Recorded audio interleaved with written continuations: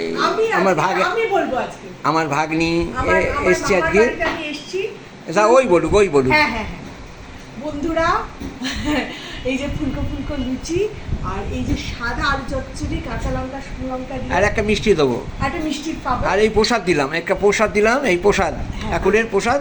আর ঠেকু আছে, পরে খাবে। পরে খাবো। আজকে এসছি আমি মামার বাড়িতে জল খাবার খেতে। সকালে এসেছিলাম একটা কাজের জন্য, সে কাজটা হলো না। যতবারই ভাবি এই কাজটা করবো, প্রত্যেকবার ক্যান্সেল। একদম একদম একদম একদম একদম।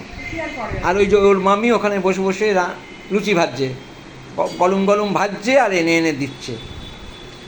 আর লুচির এই যে ফুলকোটা খেতে ভালো লাগে। এই যে